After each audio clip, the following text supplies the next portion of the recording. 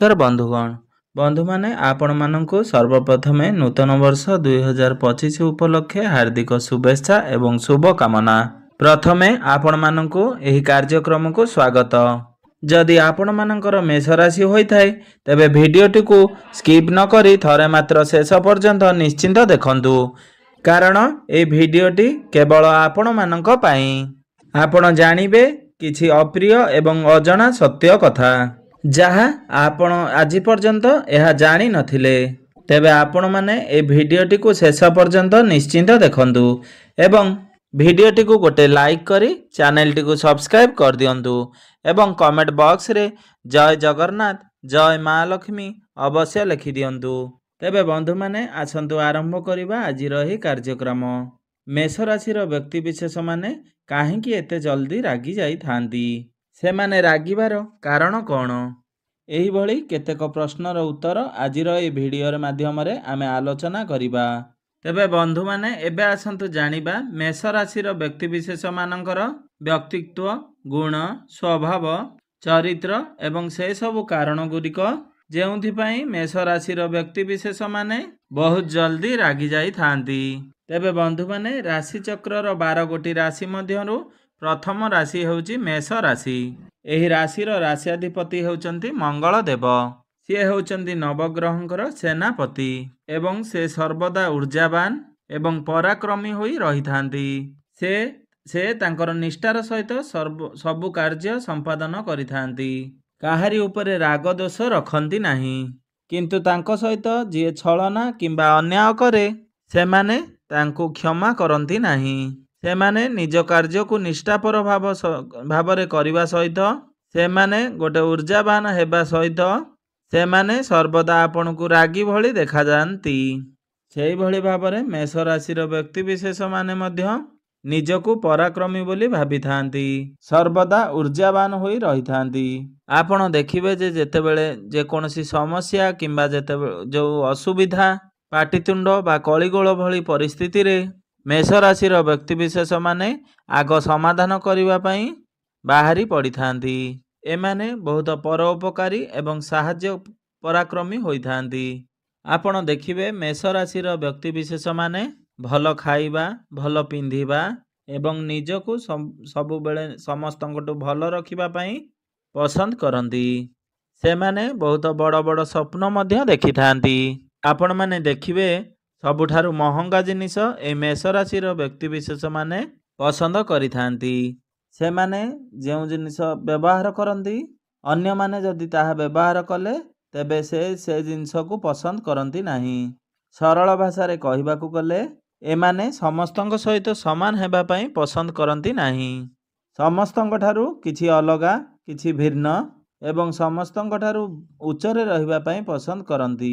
एही मेष राशिर व्यक्ति विशेष माने सबु बेले चाहंती कि समस्ते केवल तांकु ही भल पांतु, तांकु सम्मान दियंतु एवं तांकु सबु जिनिसरु अधिक प्राप्ति हेउ, तांकर समस्ते प्रशंसा मध्य करंतु।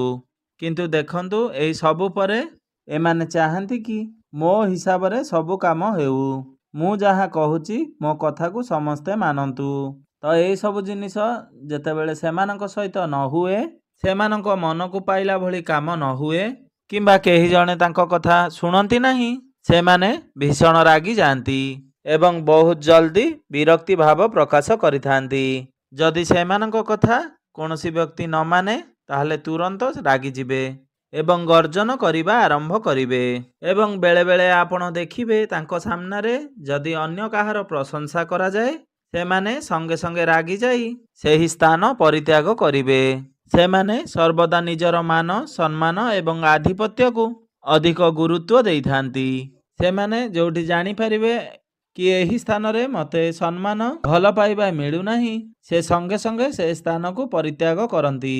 एवं आपण माने गोटिए जिनिस मेष राशिर व्यक्ति विशेष मानक पाखरे देखुथिबे जाहाकू थरे से माने घृणा करिबा को आरंभ करि थांती, आउ थरे से लोकर मुह को से चाहंती नाही। जाहाकू थरे पछ करी आसिले भारी ता सहित जीवन रे केबे भी मित्रता करंती नाही। सेमानकर राशि एवं नक्षत्र अनुसारे तांको पाखरे एई स्वभावटी रही थाए, जहा फल रे समय बढ़िबा सहित ସେମାନଙ୍କର ରାଗ, ସେମାନଙ୍କର କ୍ରୋଧ ଏବଂ ସେମାନଙ୍କର ଚିଡ଼ିଚିଡ଼ା ସ୍ୱଭାବ ଆହୁରି ବଢ଼ି ବଢ଼ି ଚାଲିଥାଏ। ସେମାନେ ନିଜକୁ ସର୍ବଦା ବ୍ୟସ୍ତ ରଖିବା ପାଇଁ ପସନ୍ଦ କରିଥାନ୍ତି, କାରଣ ସମସ୍ତଙ୍କ ଠାରୁ ମୁଁ ଭଲ, ମୁଁ ଅଲଗା ଏବଂ ମୁଁ ଜ୍ଞାନୀ ଏବଂ ମୁଁ ସବୁ ଜାଣିଛି ବୋଲି ପ୍ରମାଣ କରିବା ପାଇଁ ସର୍ବଦା ଲାଗିଥାନ୍ତି। ମେଷ ରାଶିର ବ୍ୟକ୍ତିବିଶେଷମାନେ ତା ସହିତ ସବୁ କ୍ଷେତ୍ରରେ ଲିଡର ହୋଇଥାନ୍ତି। ତାଙ୍କ ମନରେ କେବେ ବି ଭୟ ଦେଖିବାକୁ ପାଇବେ ନାହିଁ। ଯେକୌଣସି କାର୍ଯ୍ୟ ତାଙ୍କୁ ଦିଅନ୍ତୁ, ସେମାନେ ସେହି କାର୍ଯ୍ୟଟିକୁ ସୁଚାରୁ ରୂପରେ ସମ୍ପାଦନ କରିଥାନ୍ତି ଏବଂ କୌଣସି କାର୍ଯ୍ୟକୁ ସେ ମନା କରିନଥାନ୍ତି ଯେ ଏହା ହୋଇପାରିବ ନାହିଁ। କିନ୍ତୁ ସବୁ ପରେ କିଏ ତାଙ୍କୁ କାର୍ଯ୍ୟ କରିବା ପାଇଁ କହୁଛି, ତାହା ତାଙ୍କ ପାଇଁ ସବୁଠାରୁ ଇମ୍ପୋର୍ଟାଣ୍ଟ ହୋଇଥାଏ। ସେମାନଙ୍କୁ ଯେଉଁ ଲୋକ କାମ କହୁଛନ୍ତି କରିବା ପାଇଁ, ସେହି ଲୋକ ସେମାନଙ୍କର ଜୀବନରେ କେତେ ଇମ୍ପୋର୍ଟାଣ୍ଟ ସେ କଥା ମଧ୍ୟ ତାଙ୍କ ଜୀବନରେ ଅଧିକ ଗୁରୁତ୍ୱ ହୋଇଥାଏ। ଯଦି ସେ କୌଣସି ଲୋକକୁ ସ୍ନେହ, ପ୍ରେମ ଏବଂ ଭଲ ପାଇବା ଏବଂ ରେସ୍ପେକ୍ଟ ଦିଅନ୍ତି, ସେହି ବ୍ୟକ୍ତିବିଶେଷମାନଙ୍କ ପାଇଁ ସେ ସବୁ କାର୍ଯ୍ୟ କରିଦେଇଥାନ୍ତି। ଯେଉଁ ଲୋକକୁ ସେମାନେ ପସନ୍ଦ କରନ୍ତି ନାହିଁ, ସେହି ଲୋକ ଯେତେ କହିଲେ ମଧ୍ୟ ତାଙ୍କର କାର୍ଯ୍ୟ କରିନଥାନ୍ତି। ମେଷ ରାଶିର ବ୍ୟକ୍ତିବିଶେଷମାନେ ବହୁତ ଦୟାଳୁ ସ୍ୱଭାବର ହୋଇଥାନ୍ତି। କାହାକୁ ଥରେ ନିଜର ଭାବିଲେ ଏବଂ ଭଲ ପାଇଲେ ସେ ସର୍ବସ୍ୱ ଦେଇଦେବେ ଏବଂ ତାଙ୍କର ସମସ୍ତ ଭୁଲକୁ ମଧ୍ୟ କ୍ଷମା କରିଦେବେ। ମେଷ ରାଶିର ବ୍ୟକ୍ତିବିଶେଷମାନେ ଦୁଃଖୀ, ଦରିଦ୍ରମାନଙ୍କ ପ୍ରତି ତାଙ୍କର ଅଧିକ ସ୍ନେହର ଭାବନା ଥାଏ। ବିଶେଷ କରି ପଶୁଜନ୍ତୁଙ୍କୁ ଏହି ବ୍ୟକ୍ତିବିଶେଷମାନେ ବହୁତ ଭଲ ପାଇଥାନ୍ତି। ଆପଣ ଦେଖିବେ, ପଶୁଜନ୍ତୁଙ୍କୁ ଖାଦ୍ୟ ଦେବା ଏବଂ ତାଙ୍କର ଯତ୍ନ ନେବା ଅଧିକ ଗୁରୁତ୍ୱ ଦେଇଥାନ୍ତି। ସବୁ ପରେ ମଧ୍ୟ ଏମାନେ ମିଛ କହୁଥିବା ଏବଂ ଠକୁଥିବା ଲୋକମାନଙ୍କ ଠାରୁ ଦୂରରେ ରହିଥାନ୍ତି। ତା ସହିତ ଆପଣ ଦେଖିବେ, ଏହି ବ୍ୟକ୍ତିବିଶେଷମାନେ ଯେଉଁମାନେ ଦୁଇ ପ୍ରକାରର କଥା କହନ୍ତି, ସେହି ଲୋକମାନଙ୍କ ଠାରୁ ସେ ସଦାସର୍ବଦା ଦୂରରେ ରହିଥାନ୍ତି। ବିଶେଷ କରି ସେହିପରି ଲୋକମାନଙ୍କ ପ୍ରତି ଏଙ୍କର ମନରେ ଗୋଟେ ପ୍ରକାର ଘୃଣା ରହିଥାଏ। ମେଷ ରାଶିର ବ୍ୟକ୍ତିବିଶେଷମାନେ ନିଜର ଗୃହ ଛଡ଼ା ଅନ୍ୟମାନଙ୍କ ଘରେ କମ୍ ରହିଥାନ୍ତି। ସେମାନଙ୍କୁ କାହା ଘରେ ରହିବାକୁ ପସନ୍ଦ ହୋଇନଥାଏ। ସେମାନେ ତାଙ୍କ ପରିବାର ଲୋକଙ୍କ ସହିତ ରହିବେ ଏବଂ ତାଙ୍କ ପରିବାର ଲୋକଙ୍କ ପାଇଁ ରହିବେ, କିନ୍ତୁ ଅନ୍ୟମାନଙ୍କର ଘରେ ରହିବା ପାଇଁ ସେତେ ଅଧିକ ପସନ୍ଦ କରନ୍ତି ନାହିଁ। ଆପଣମାନେ ଦେଖିବେ, ସେହି ଲୋକମାନେ ନିଜ ପରିବାର ଲୋକଙ୍କ ପାଇଁ ସମସ୍ତଙ୍କ ସହିତ ଲଢ଼ିବା ପାଇଁ ମଧ୍ୟ ପ୍ରସ୍ତୁତ ହୋଇଥାନ୍ତି। ନିଜର ପରିବାରକୁ ଭଲରେ ରଖିବା ପାଇଁ ଏବଂ ସେମାନଙ୍କ ପାଇଁ କୌଣସି କ୍ଷେତ୍ରରେ ଅଭାବ ନ ରହିବା ଏବଂ ସେମାନେ କୌଣସି ବି ପରିସ୍ଥିତିରେ ଅସୁବିଧାରେ ନ ପଡ଼ନ୍ତୁ, ଏହିଭଳି ଚିନ୍ତାଧାରା ତାଙ୍କ ମନ ଭିତରେ ସଦାସର୍ବଦା ରହିଥାଏ। ନିଜ ପରିବାର ପାଇଁ ଯଦି ଆବଶ୍ୟକ ପଡ଼େ, ନିଜର ଖୁସିକୁ ମଧ୍ୟ ବଳି ଦେଇଥାନ୍ତି। ଆପଣ ଦେଖିବେ, ତାଙ୍କ ପରିବାର କିମ୍ବା ତାଙ୍କ ପ୍ରିୟଜନଙ୍କ ବିଷୟରେ କିଏ କେବେ କିଛି କହିଲା, ତୁରନ୍ତ ରାଗିଯାଇ ତାଙ୍କ ସହିତ ଝଗଡ଼ା ମଧ୍ୟ କରିବା ପାଇଁ ମଧ୍ୟ ପଛଘୁଞ୍ଚା ଦିଅନ୍ତି ନାହିଁ। ଏହି ମେଷ ରାଶିର ବ୍ୟକ୍ତିବିଶେଷମାନେ ରାଗିଯିବା ସମୟରେ ଭୁଲି ଯାଆନ୍ତି ଯେ ସେ କାହା ସହିତ ଝଗଡ଼ା କରୁଛନ୍ତି ଏବଂ କ'ଣ ସେ ସାମ୍ନାବାଲା ଲୋକଙ୍କୁ କହୁଛନ୍ତି। ମେଷ ରାଶିର ଝିଅ ହେଉ କିମ୍ବା ମେଷ ରାଶିର ପୁଅ ହେଉ, ସେମାନେ ଲଢ଼ିବା ପାଇଁ ସର୍ବଦା ପ୍ରସ୍ତୁତ ରହିଥାନ୍ତି। ମେଷ ରାଶିର ସିମ୍ବଲ ହେଉଛି ଗୋଟିଏ ନିରୀହ ମେଣ୍ଢାଟିଏ, ଯିଏ ଶାନ୍ତ ହୋଇ ସର୍ବଦା ଠିଆ ହୋଇ ରହିଥାଏ। କିନ୍ତୁ ଆମେମାନେ ପିଲାଦିନରୁ ଜାଣିଥାଉ ଯେ ମେଣ୍ଢା ମୁଣ୍ଡ ଟାଣ। ଏମାନଙ୍କର ମେଣ୍ଟାଲ ସର୍ବଦା ଷ୍ଟ୍ରଙ୍ଗ ହୋଇଥାଏ। ଏମାନେ କୌଣସି ବି ପରିସ୍ଥିତିରେ ନିଜକୁ ମୁଣ୍ଡ ନୁଆଁଇବା ପାଇଁ ମୁଣ୍ଡ ନୁଆଁଇ ନଥାନ୍ତି। ନିଜର ବେକ କାଟିବା ପାଇଁ ପ୍ରସ୍ତୁତ ହୋଇଥାନ୍ତି, କିନ୍ତୁ କୌଣସି ବି ପରିସ୍ଥିତିରେ ସେ କାହାରି ବି ଆଗରେ ମୁଣ୍ଡ ନୁଆଁଇ ନଥାନ୍ତି। ନିଜର ମାନ ସମ୍ମାନ ଏବଂ ଆତ୍ମବିଶ୍ୱାସ ପାଇଁ ସେମାନେ ବଞ୍ଚି ରହିଥାନ୍ତି। ଯେତେବେଳେ ତାଙ୍କୁ ଲାଗେ ଯେ ନିଜର ସମ୍ମାନ ହରାଇ ବସିଲେଣି କିମ୍ବା ମୁଁ ନିଜର ଆତ୍ମସମ୍ମାନକୁ ହରାଇ ସାରିଲେଣି, ସେହିଭଳି ପରିସ୍ଥିତିରେ ସେମାନେ ଭାଙ୍ଗି ପଡ଼ନ୍ତି। ମେଷ ରାଶିର ବ୍ୟକ୍ତିବିଶେଷମାନେ ଥରେ ରାଗିଗଲେ ଶାନ୍ତ ହେବା ପାଇଁ ବହୁତ ସମୟ ଲାଗିଥାଏ। ବିଶେଷ ଭାବରେ ଏମାନଙ୍କୁ କେହି ଶାନ୍ତି କରିପାରି ନଥାନ୍ତି ବା ଶାନ୍ତ କରିପାରି ନଥାନ୍ତି। ସେମାନେ ଯେତେବେଳେ ନିଜକୁ ନିଜେ ମନକୁ ବୁଝି ଶାନ୍ତ ହେବା ପାଇଁ ଚାହାନ୍ତି, ସେତେବେଳେ ସେମାନେ ଶାନ୍ତ ହୁଅନ୍ତି। ମେଷ ରାଶିର ବ୍ୟକ୍ତିବିଶେଷମାନଙ୍କ ପାଖରେ ଏପରି ଏକ ଶକ୍ତି ଥାଏ ଯେ ସେ ଯାହା ପଛରେ ଲାଗିବେ, ଯାହାକୁ ଉପରକୁ ଉଠାଇବା ପାଇଁ ଚାହିଁବେ, ତାକୁ ଖୁବ୍ କମ୍ ସମୟରେ ସେ ବହୁତ ଉଚ୍ଚ ସ୍ତରକୁ ପହଞ୍ଚାଇ ପାରିବେ। କିନ୍ତୁ ସେ ଯାହାକୁ ନିଚକୁ ପକାଇବାକୁ ଚାହିଁବେ ବା ତଳକୁ ଖସାଇବାକୁ ଚାହିଁବେ ସିଏ ତାକୁ ତଳକୁ ପକାଇଲା ପରେ ଯାଇ ଶାନ୍ତିରେ ନିଶ୍ୱାସ ନେବେ। ମେଷ ରାଶିର ବ୍ୟକ୍ତିବିଶେଷ ମାନେ ହେଉଛନ୍ତି ଅଗ୍ନି ତତ୍ତ୍ୱର ରାଶି। ଏମାନେ ସର୍ବଦା ଗରମ ମିଜାଜର ବ୍ୟକ୍ତି ଅଟନ୍ତି। ସର୍ଟ ଟେମ୍ପରର ବ୍ୟକ୍ତି ଅଟନ୍ତି। ଅଗ୍ନି ତତ୍ତ୍ୱ ରାଶିର ବ୍ୟକ୍ତିମାନେ ସାହସୀ ଏବଂ ପରାକ୍ରମୀ, ଲିଡର ଏବଂ ନିଜ କଥାର ବେଶୀ ଗୁରୁତ୍ୱ ଦେଇଥାନ୍ତି।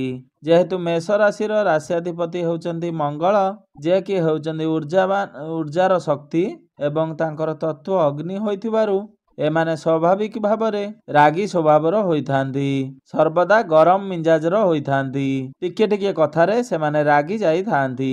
ଏଥିରେ ସେମାନଙ୍କର କୌଣସି ବି ଭୁଲ ନଥାଏ।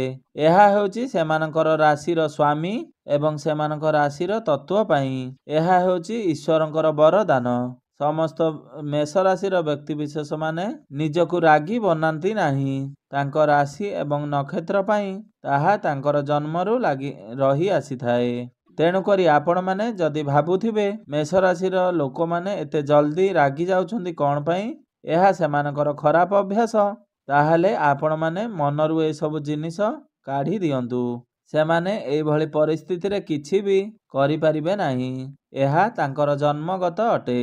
ଏହା ତାଙ୍କ ରାଶିରେ ରହିଛି। ମେଷ ରାଶିର ବ୍ୟକ୍ତିବିଶେଷ ମାନେ ଅଧିକ ଜିଦିଖୋର ହୋଇଥିବାରୁ ସେମାନଙ୍କୁ ଯାହା ଦରକାର ଯଦି ମିଳିଗଲା ତାହେଲେ ଭଲ କଥା। ଯଦି ତାଙ୍କର ଯାହା ଦରକାର ଆପଣ ତାକୁ ନଦେଲେ ସେମାନେ ଆପଣଙ୍କ ଠାରୁ ଜୋର ଜବରଦସ୍ତି ଛଡ଼ାଇ ଆଣିବେ କିମ୍ବା ଏପରି ପରିସ୍ଥିତି ସୃଷ୍ଟି କରିବେ ଯେଉଁ ପରିସ୍ଥିତିରେ ଆପଣ ତାଙ୍କୁ ଜିନିଷ ଦେବା ପାଇଁ ବାଧ୍ୟ ହେବେ। ମେଷ ରାଶିର ବ୍ୟକ୍ତିବିଶେଷ ମାନଙ୍କ ପାଖରେ ବହୁତ କମ୍ ସାଙ୍ଗସାଥି ଥାଆନ୍ତି, କାରଣ କିଛି ଲୋକଙ୍କୁ ଏମାନଙ୍କର ସ୍ୱଭାବ ପସନ୍ଦ ଆସନ୍ତିନି କିମ୍ବା ଏମାନେ କିଛି ଲୋକକୁ ପସନ୍ଦ କରିନଥାନ୍ତି। ଏଇଭଳି ପରିସ୍ଥିତି ସେମାନଙ୍କ ଭିତରେ ରହୁଥିବାରୁ ଏମାନଙ୍କର ପାଖରେ ଖୁବ୍ କମ୍ ସାଙ୍ଗସାଥି ରହିଥାନ୍ତି।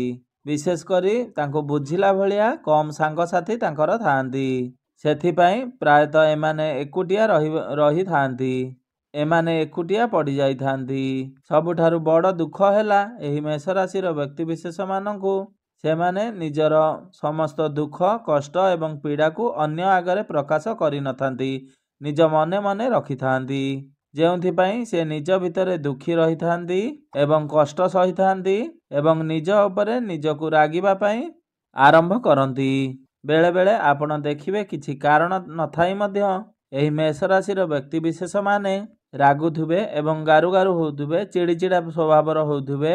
ଏହାର କାରଣ ହେଉଛି ସେହି ସମୟରେ ସେ ସେହି ପରିସ୍ଥିତି ଉପରେ ରାଗିଥାନ୍ତି ଏବଂ ସେ ନିଜ ଉପରେ ବେଶୀ ରାଗିଥାନ୍ତି।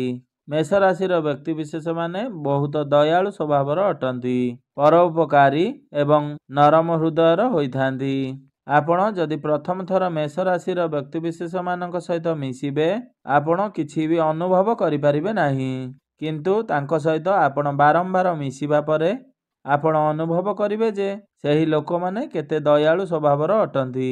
ମେଷ ରାଶିର ବ୍ୟକ୍ତିବିଶେଷ ମାନେ ଉପରୁ ରାଗି, ଗମ୍ଭୀର ଏବଂ ଉଗ୍ର ସ୍ୱଭାବର ଦେଖାଯାଆନ୍ତି ଏବଂ ସେମାନଙ୍କର କଥାବାର୍ତ୍ତା ମଧ୍ୟ ବହୁତ କଟୁ ହୋଇଥାଏ। ସେମାନେ ଟାଣ କଥା ପ୍ରୟୋଗ କରନ୍ତି।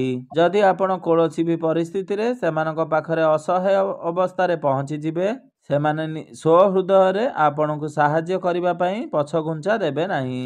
ଯଦି ଆପଣ ନିଜର ରାଗକୁ ଟିକେ କମ୍ କରିବା ପାଇଁ ଚାହୁଁଛନ୍ତି ଏବଂ ନିଜର ଏହି ସ୍ୱଭାବକୁ ଟିକେ ପରିବର୍ତ୍ତନ କରିବା ପାଇଁ ଚାହୁଁଛନ୍ତି ତାହେଲେ ଆପଣ ପ୍ରତ୍ୟେକ ଦିନ ହନୁମାନ ଚାଳିଶାର ପାଠ ଅବଶ୍ୟ କରନ୍ତୁ ଏବଂ ଏହା ଆପଣଙ୍କୁ ଶାନ୍ତ କରାଇବ, ଆପଣଙ୍କର ମନ ଏବଂ ହୃଦୟରେ ଶାନ୍ତି ଆଣିବ। ଆପଣ ଯଦି ହନୁମାନଙ୍କର ପୂଜା ଆରାଧନା କରନ୍ତି ଆପଣଙ୍କ ପାଇଁ ଏହା ବହୁତ ଶୁଭ ରହିବ। ବିଶେଷ କରି ଆପଣ ପ୍ରତ୍ୟେକ ଦିନ ହନୁମାନ ଚାଳିଶା ପାଠ କରିବା ପାଇଁ ଚେଷ୍ଟା କରନ୍ତୁ। ଯେତେ ଅଧିକ ଦିନ ଆପଣ ହନୁମାନ ଚାଳିଶାର ପାଠ କରିବେ ଆପଣ ସେତେ ଜ୍ଞାନୀ ଗୁଣୀ ହେବାର ଆରମ୍ଭ କରିବେ। ଆପଣଙ୍କର ଜୀବନରେ ସଫଳତା ପ୍ରାପ୍ତି ହେବ। ଆପଣ ପ୍ରତ୍ୟେକ ସୋମବାର ଦିନ ଶିବ ମନ୍ଦିର ଯାଆନ୍ତୁ। ପ୍ରଭୁ ଭୋଳା ଶଙ୍କରଙ୍କୁ ଆପଣ ଜଳ ଅର୍ପଣ କରନ୍ତୁ, ଯାହା ଫଳରେ ଆପଣଙ୍କର ଗ୍ରହରିଷ୍ଟ ଶାନ୍ତି ରହିବ ଏବଂ ପ୍ରଭୁ ମଙ୍ଗଳ ଦେବ ଶାନ୍ତ ପଡ଼ିବେ। ଏହା ଫଳରେ ଆପଣ ମଧ୍ୟ ଧୀରେ ଧୀରେ ଶାନ୍ତି ଅନୁଭବ କରିବେ। ତେବେ ବନ୍ଧୁମାନେ ଆପଣଙ୍କର ଜୀବନ ମଙ୍ଗଳମୟ ହେଉ, ଏହା ହିଁ ଈଶ୍ୱରଙ୍କ ନିକଟରେ ମୋର ଏତିକି ପ୍ରାର୍ଥନା। ଧନ୍ୟବାଦ।